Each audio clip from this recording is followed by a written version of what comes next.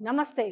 Yes, మీరు చూస్తున్నారు కదా, దానం చెక్ పెట్టిన రేవంత్. మీరు ఒకటి అడగొచ్చు, దానం నాగేందర్ని చేర్చుకుందే రేవంత్ రెడ్డి కదా, ఎలా చెక్ పెట్టారనే డౌట్ కూడా మీకు రావచ్చు. కానీ మీకు కొన్ని టెక్నికల్ ఇష్యూస్ చెప్పే ముందు ఏంటంటే, అంత దూరం రేవంత్ రెడ్డి ఆలోచించలేదు.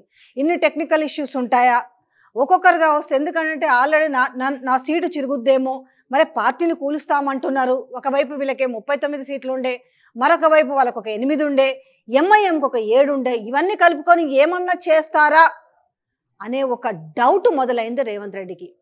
పోనీ పరిపాలన ఏమన్నా మంచిగుందా అనంటే అది ఒకటి లేకపోవడం, ఇచ్చిన హామీలు నెరవేర్చలేకపోవడం, రెండోది ఈయన కింద ఉన్న సీనియర్లే ఈయన కింద పొగబెట్టడం, ఇవన్నీ చూస్తుంటే నయాన్నో భయాన్నో బెదిరించో అదిరించో బతిమలాడుకోనో సో వచ్చిన వాళ్ళకు కండవ కప్పుకుంటూ పోతున్నాడు రేవంత్ రెడ్డి.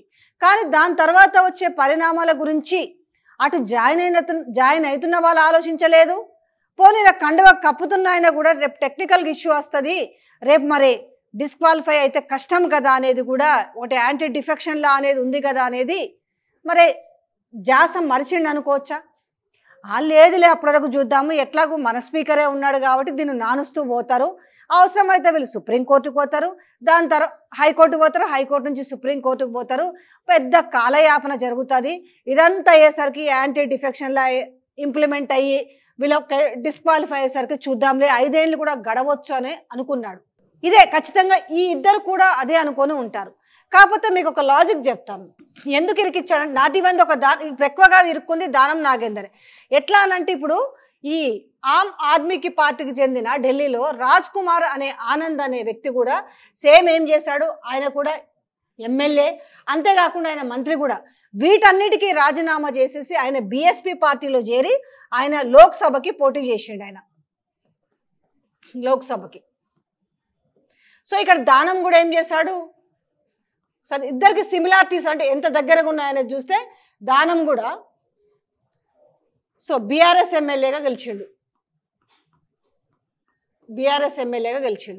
సో ఇక్కడ రాజ్ కుమార్ ఆనంద్ ఎక్కడి నుంచి గెలిచాడు అంటే ఆమ్ ఆద్మీ పార్టీ నుంచి గెలిపింది. ఈయన బీఎస్పీ నుంచి లోక్సభకు పోటీ చేశాడు. సో దానం వచ్చేసి ఎక్కడి నుంచి పోటీ చేశాడు లోక్సభకి, కాంగ్రెస్ నుంచి, కాంగ్ నుంచి లోక్సభకి పోటీ చేశాడు.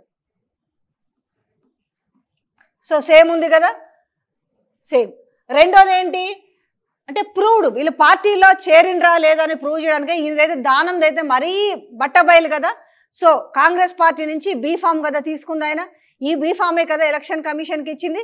సో కాబట్టి ఈయనకున్న సిమిలారిటీస్ అన్నీ ఈయనకున్నాయి. ఎందుకంటే ఈయననేమో ఆమ్ ఆద్మీ పార్టీ నుంచి గెలిచిండు, ఈయననేమో బీఆర్ఎస్ నుంచి గెలిచిండు. సో ఈయన వచ్చేసి ఈయన లోక్సభకు పోటీ చేసిండు, ఈయన లోక్సభకు పోటీ చేసిండు. సో ఈయన ఓడిపోయిండు, ఈయన ఓడిపోయిండు, అది వేరే విషయం అనుకోండి. సో ఈయన ఏప్రిల్లో చేరిండు ఈయన. సో తర్వాత ఏమైంది, జూన్ 14లో స్పీకర్ డిస్క్వాలిఫై చేసిండు. సో వీళ్ళ స్పీకరే ఉన్నారు కాబట్టి డిస్క్వాలిఫై చేసిరు. మరి ఇక్కడ కాంగ్రెస్ స్పీకర్ ఉన్నారు కాబట్టి డిస్క్వాలిఫై చేస్తారనే డౌట్ కూడా రావచ్చు. ఏది ఏమైనా కూడా యాంటీ డిఫెక్షన్ లా ప్రకారం అయితే ఖచ్చితంగా దానం నాగేందర్ పదవి పోయే అవకాశం లేకపోలేదు. ఎందుకంటే ఇక్కడ ఈయన పార్టీ మారేటప్పుడు ఏం చేసిండు, ఆయనకున్న సభ్యత్వాన్ని, ఏది ఎమ్మెల్యే సభ్యత్వాన్ని కాదు, ఆయనకున్న పదవి ఏదైతే ఉందో మంత్రి పదవి కావచ్చు, ఆయనకు ఆ పార్టీ మెంబర్షిప్ అన్నీ రాజీనామా చేసిండు. కానీ సో ఎమ్మెల్యే పదవికి రాజీనామా చేయలేదు.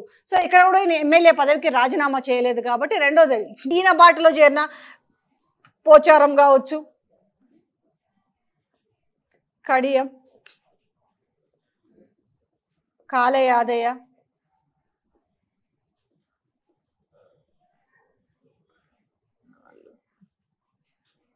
సంజయ్ కుమార్,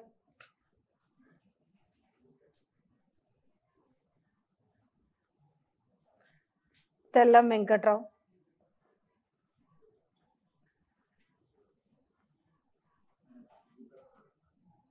సో కృష్ణమోహన్ రెడ్డి.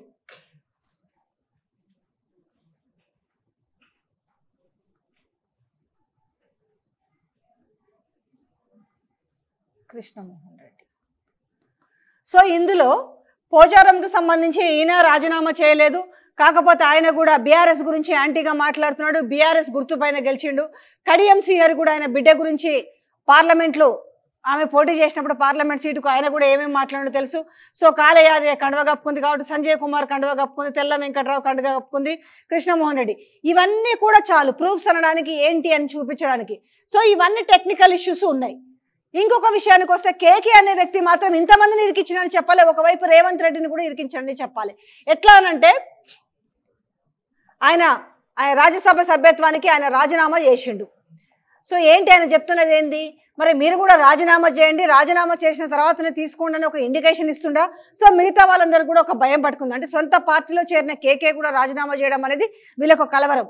రెండోది ఇక దానం విషయానికి వస్తే వీళ్ళందరికంటే ముందుగా ఏదైతే ఈ యాంటీ డిఫెక్షన్ లా ప్రకారం ఇంప్లిమెంట్ చేస్తే మాత్రం ఫస్ట్గా అనర్హత వేటు పడేది ఎవరిదేనంటే దానంకే పడుతుంది. సో దానం ప్లేస్లో బై ఎలక్షన్లు కూడా త్వరలో వచ్చే అవకాశం ఉంది. ముఖ్యంగా ఎవరైతే పార్టీ మారుతున్నారో వాళ్ళందరికీ కూడా రేపు కష్టమైన పరిస్థితులే. వీళ్ళందరూ కలిసి మీరు ఇంకొక మాట మాట్లాడచ్చు. ఆ రోజు సిఎల్పి విలీనం చేశారు కదా 1/3 ప్రకారము.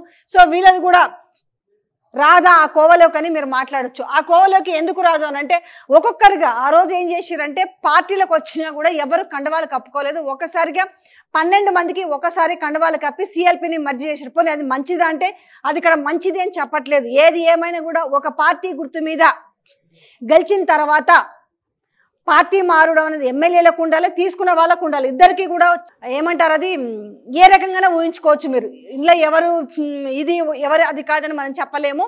కాకపోతే పార్టీ మారడం తప్పే. టెక్నికల్ లూప్స్ చూపించి కూడా సిఎల్పీలు రద్దు చేయడం కావచ్చు, లేకపోతే బీఆర్ఎస్ ఎల్పీలు రద్దు చేయడం, కానీ ఏదైనా కూడా అది మంచి పరిణామం కాదు. ప్రజలు నిన్న ఒక దాని మీద నువ్వు బీఆర్ఎస్లో ఉన్నావు, లేకపోతే నువ్వు కాంగ్రెస్లో ఉన్నావు, నేను బీజేపీలో ఉన్నారు కాబట్టి దానికి అనుగుణంగా ఆ ప్రజలు, ఆ నియోజకవర్గ ప్రజలు మీరు ఏదో మంచి చేస్తారని నమ్మి మిమ్మల్ని గెలిపించుకున్న నేపథ్యంలో మీరు వాళ్ళని తన్నేసి, మీకు ఓటేసిన ప్రజలు లెక్క చేయకుండా తన్నేసి మీ ఏదో మీరు అవసరాల కోసమో లేదంటే మీ నియోజక అవసరాల కోసం అని చెప్తూ మీరు పార్టీ మారుతున్న నేపథ్యం చేర్చుకున్న వాళ్ళది తప్పే, చేరుతున్న వాళ్ళది తప్పే. అయితే ఇక్కడ గతంలో ఏం చేశారు, ఆ టెక్నికల్ ఇష్యూ బేస్ చేసుకొని 12 మందికి ఒకేసారి కండువ కప్పి చేర్చుకోవడం జరిగింది. బట్ ఇప్పుడు ఆ పరిస్థితి లేదు. ఇప్పుడైతే ఆల్మోస్ట్ ఒక 6 సభ్యులు జాయిన్ అయిన నేపథ్యంలో ఈ 6 ప్లస్ ఈ 6 కాకుండా ఇంకొక 26 మందిని ఇప్పుడు ఈ 6 ఆ లెక్కలోకి రారు. ఎందుకంటే ఆల్రెడీ ప్రూవ్ అయిపోయింది కదా 6 మెంబర్స్ 6 ఎమ్మెల్స్ ఆల్రెడీ జాయిన్ అయ్యారు. సో జాయిన్ అయిన నేపథ్యంలో ఇప్పుడు 26 మందిలో మీరు అనొచ్చు 26 మందిలో ఈ 6 మైనస్ అయితే ఇంకో 20 మంది జాయిన్ అయితే అయిపోతుండొచ్చు మీరు అనుకోవచ్చు. కానీ అది కాదు. ఈ 6కి ఆల్రెడీ ప్రూఫ్స్ ఉన్నాయి. ఏంటి, కండవాలు కప్పుకున్న ప్రూఫ్స్ ఉన్నాయి, అందులో పార్టీకి సంబంధించిన యాంటీగా మాట్లాడిన ప్రూఫ్స్ ఉన్నాయి. ఆల్రెడీ దానం నాగేంద్ర అనే వ్యక్తి అయితే లోక్సభ మెంబర్గా కూడా పోటీ చేశారు కాబట్టి బాజాప్తా ఎలక్షన్ కమిషన్కు ఆయనే చెప్పుకున్నాడు, నేను ఆల్రెడీ పార్టీ చెప్పకనే ఆయనే చెప్పుకున్నాడు. కాబట్టి ఈ నేపథ్యంలో ఈ 6 కూడా దీని కింద రారు.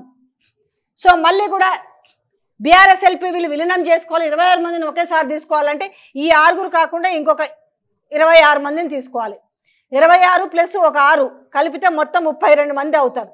సో ఇది ఎంతవరకు సాధ్యం అవుతుంది అనేది కూడా ఆలోచించుకోవాలి. అంటే ఇప్పుడు జాయిన్ అవుతున్న వాళ్ళకు కూడా వాళ్ళ ముందు ఒక క్లిష్టతరమైన పరిస్థితులు ఉన్నాయి. మెర్జ్ చేయాలనుకుంటే అందరూ కలిపి ఒకేసారి, ఒకవేళ పార్టీలోకి వచ్చినప్పటికీ కూడా కండవా కప్పుకోకుండా ఆ పార్టీకి లాయల్గా అంటే ఇండైరెక్ట్గా లాయల్గా ఉంటూ ముందుకు నడవచ్చు. కానీ కండవాలు కప్పుకున్న తర్వాత, ఎందుకంటే ఆ ప్రూఫ్ ఉంది, ఎందుకంటే ఈ బీఆర్ఎస్ లీడర్స్ ఆల్రెడీ కూడా వాళ్ళ పైన కంప్లైంట్ చేయడం జరిగింది, స్పీకర్ తీసుకోకపోతే వాళ్ళు కోర్టుకు కూడా వెళ్ళడం జరిగింది. కాబట్టి ఈ నేపథ్యంలో ఈ 6 కాకుండా ఇంకో 26 మందిని వీళ్ళు ఒకేసారిగా తెచ్చుకొని కండవ కప్పి ఆ టెక్నికల్ ఇష్యూ బేస్ని చేసుకొని వీళ్ళని పార్టీలో మెర్జ్ చేసుకోవాల్సిన అవసరం ఉంటుంది. ఎంత దౌర్భాగ్యం అంటే తెలంగాణలో ఉంది. ఇవాళ చంద్రబాబు నాయుడు వస్తున్నాడంటే ర్యాలీకి పర్మిషన్ ఇస్తున్న నేపథ్యం కనపడుతుంది. అదే ఈరోజు నిరుద్యోగులు మా 46 జీవో గురించి కావచ్చు, గ్రూప్ 1, గ్రూప్ 2, 3 పోస్టులు పెంచమని కావచ్చు, లేకపోతే గ్రూప్ 1 మెయిన్స్లో 1:100 బేస్లో చెయ్యండి అంటే వీళ్ళు 1:50 రేషియోలో పోతున్న నేపథ్యంలో నిరుద్యోగ వృత్తి కావచ్చు, ఇవన్నీ వాటిని పరిష్కరించండి అంటూ ఈరోజు మళ్ళీ కూడా ఉద్యోగం మార్చి చేస్తున్న నేపథ్యంలో ఇలా మనం చూసినాము. తెలంగాణ పబ్లిక్ సర్వీస్ కమిషన్ దగ్గర ఎంతెంత బ్యారికేడ్స్ వేశారు, ఏ రకంగా వాళ్ళని సతాయిస్తున్నారు. కనీసం వాళ్ళకు పర్మిషన్ కూడా లేదు. ఏమైంది, మాది ప్రజాపాలన, ఎవరైనా స్వేచ్ఛగా వాళ్ళ అభిప్రాయాలు తెలియజేయవచ్చు అని చెప్పిన రేవంత్ రెడ్డి ఈరోజు తెలంగాణలో ఎలాంటి నిరంకుశ పాలన ఉందో అర్థమవుతుంది. సో వీళ్ళకు వచ్చిన ప్రాముఖ్యత ఒక విధంగా ఎవరైతే పార్టీ మారుతున్నారో వాళ్ళ గొంతుల్ని బరాబర్ రేవంత్ రెడ్డి కోస్తున్నాడు. సో మీరు కూడా ఒకసారి చూసుకోండి, ఎందుకంటే ఎప్పుడు ఒకలాగుండవు టెక్నికల్ ఇష్యూస్, ఏదో ఒక ముడి పెట్టి తప్పించుకోవచ్చు అనుకుంటున్నారు. బట్ ఎంతమంది మారితే అంతమంది అన్ని నియోజకవర్గాల్లో బై ఎలక్షన్స్ మాత్రం వచ్చే అవకాశం ఉంది. ఆ బై ఎలక్షన్లో మరి పార్టీని మారిన వారు విజయం సాధిస్తారా, ప్రజలు మిమ్మల్ని హక్కులో చేర్చుకుంటారా లేరా అని కూడా ఆలోచించుకోవాలి.